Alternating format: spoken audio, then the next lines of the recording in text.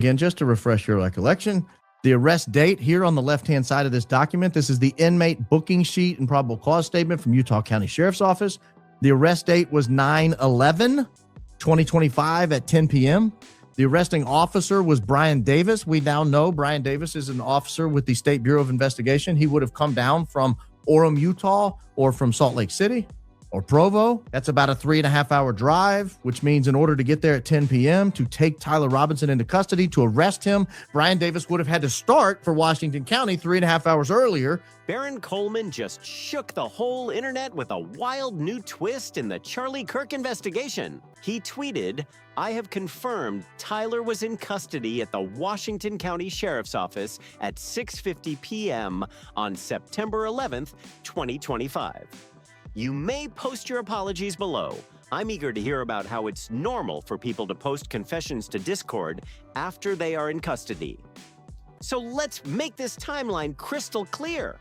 Around 6:30 p.m., which surprisingly, shockingly matches up nearly to the minute of when I suggested he was being Mirandized back in Washington County. So it's very consistent. Now, do we believe it takes 3.5 to 4 hours to get back to Utah County? Yeah, sure. Because look, at the time he comes in is 4 hours later. Right here, 9/12/2025, the date into Utah County. That's 4 hours later. So Brian Davis takes him into custody at 10, arrests him, puts him in a squad car or some sort of vessel, and drives him. Barron says Tyler was already in custody at 6:25 p.m. on September 11th. But somehow a Discord message was still sent from his account at 7:57 p.m. The screenshot shows 8:57 because of the different time zone. The message said, "Hey guys, I have bad news for you all. It was me at UVU yesterday. I'm sorry for all of this. I'm surrendering through a shared friend in a few moments. Thanks for all the good times and laugh." To Utah County. And that takes about 4 hours to get from the southern part of the state to the northern part of the state. And that is consistent. So if we know it took him 4 hours to get this way, how did he get there in under 4 hours? It says he arrested him at 10 p.m. on September 11th. The Fed sloppers have no answer for this. They just ignore it. Believe it or not, I keep raising this issue to them on X, and they just go, it says September 12th. He says he was arrested on September 12th. Yeah, but it says the officer arrested him on September 11th. You've all been so amazing. Thank you all for everything. This message honestly sounds way too believable, and that's exactly why this situation is blowing up so fast. Today, I really want to focus on how massive this could actually be. Here's what Sam Parker posted on X. If you don't know who he is, a lot of people follow his research and commentary closely. He wrote, "Bombshell. List of people who knew Tyler was already in custody and that the Discord confession was impossible.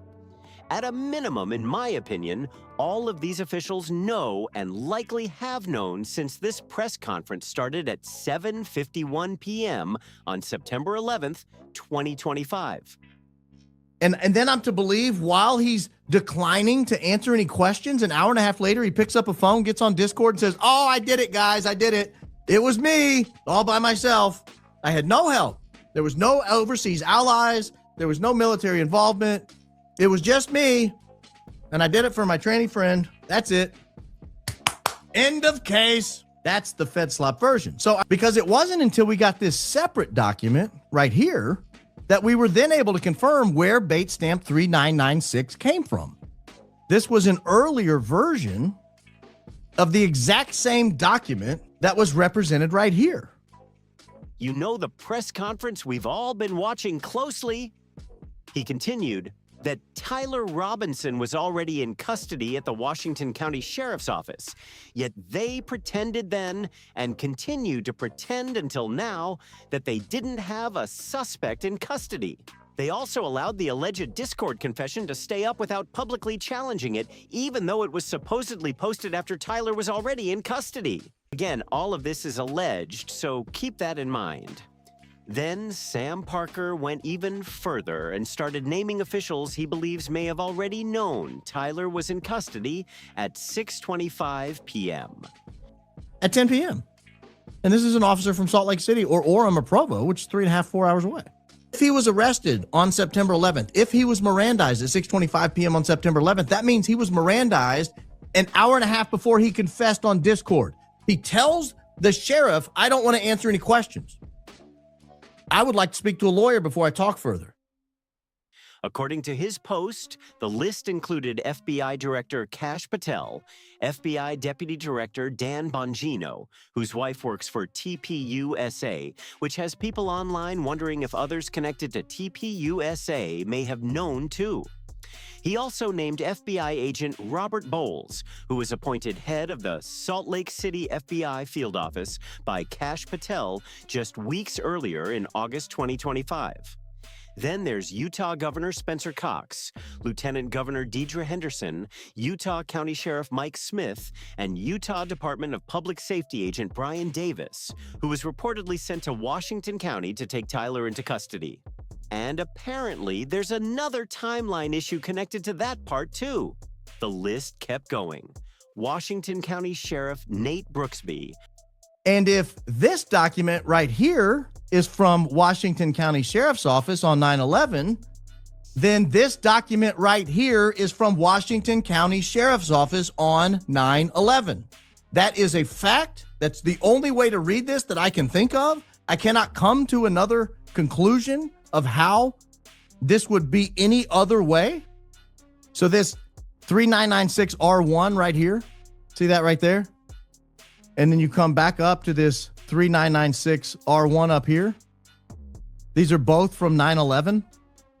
Retired Washington County Sheriff's Office Detective Scott Messenger, who allegedly helped bring Tyler into the sheriff's office, unidentified sheriff's deputies who were reportedly there during the custody process, Utah Attorney General Derek Brown, Utah Department of Public Safety Commissioner Bo Mason, appointed by Spencer Cox in June 2025, and Utah County Attorney Jeffrey S. Gray, who is the lead prosecutor on the case. That's a massive list of officials and agencies.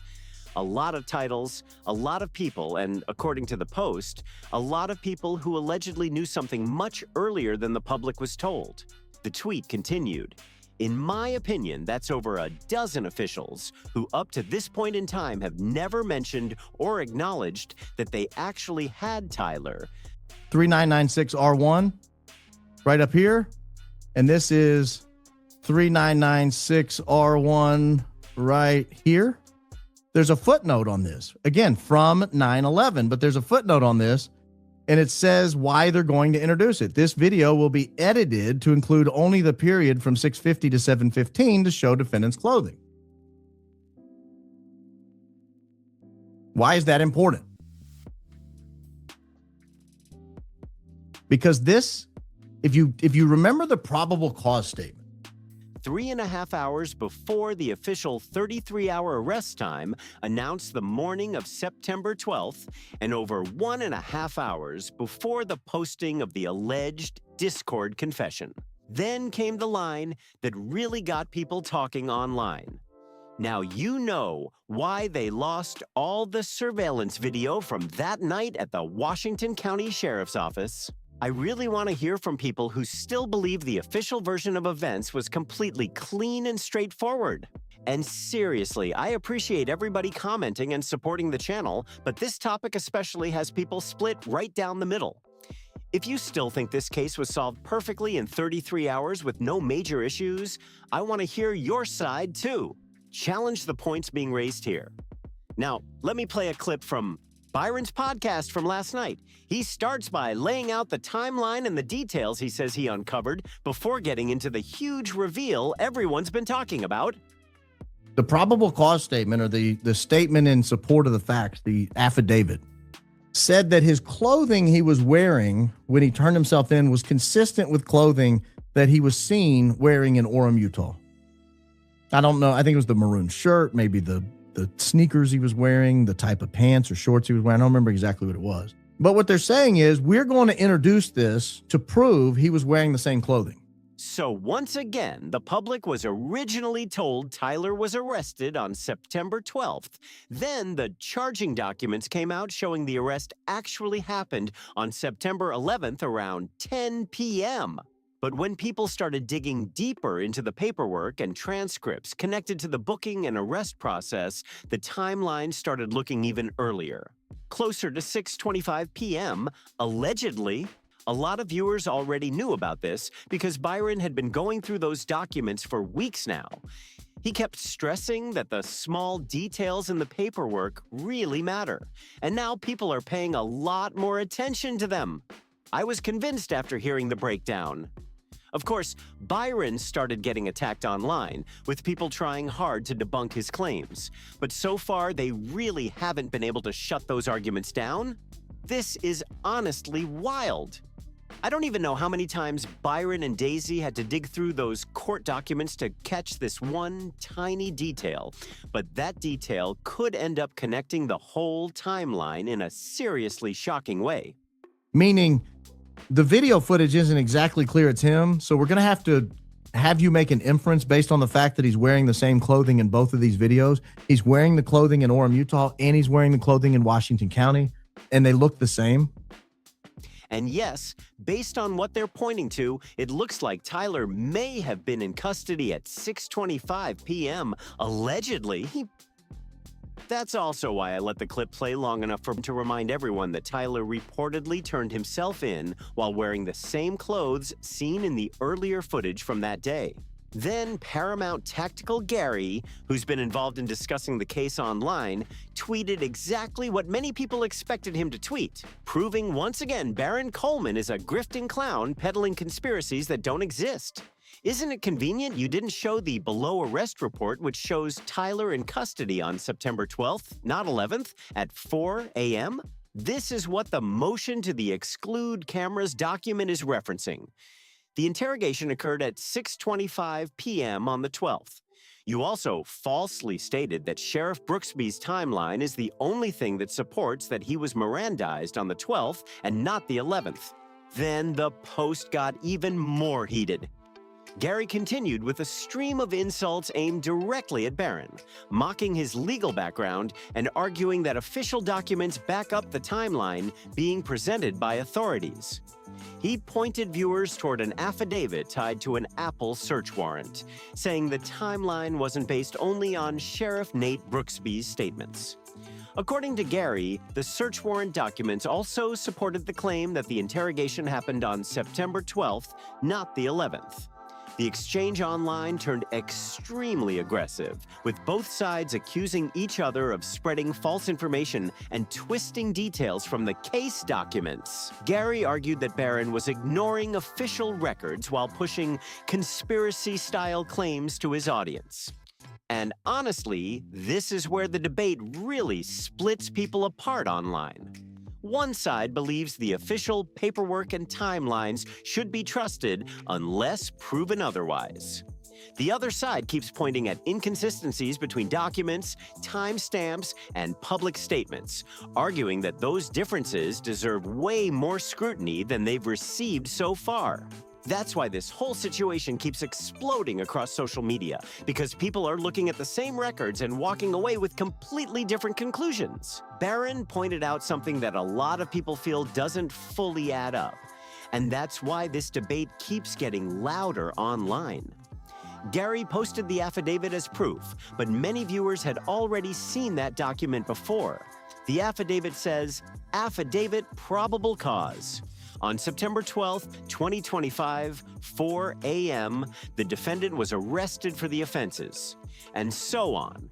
But critics immediately pointed out that other documents appear to place the custody timeline earlier, allegedly on September 11th, which is exactly why people keep questioning the sequence of events. Then another detail added even more confusion. One report stated, Tyler arrived at the Washington County Sheriff's Office accompanied by his parents at approximately 10:26 p.m. Tyler was not wearing clothing consistent with the clothing observed on surveillance cameras during and around the time of the incident at UVU. And that's where people online started asking more questions. Earlier, statements reportedly suggested he was wearing the same clothes seen in the footage, but this document appears to say the opposite. Those conflicting descriptions are a big reason why some people remain skeptical and continue digging into every timeline detail and document connected to the case. Here are some of the comments people started posting, and honestly, they went straight at the timeline issues. One person wrote, "Affidavit of PC suggests TR arrived at WCSO around 22:26 hours. So that's 10:26 p.m. The booking sheet shows Brian Davis arrested TR at 10 p.m. at WCSO. Kash Patel verified at 10 p.m. as well." So critics are asking, if multiple records point to that timeline, why are there still arguments over completely different times and dates? Then another comment pushed the issue even further.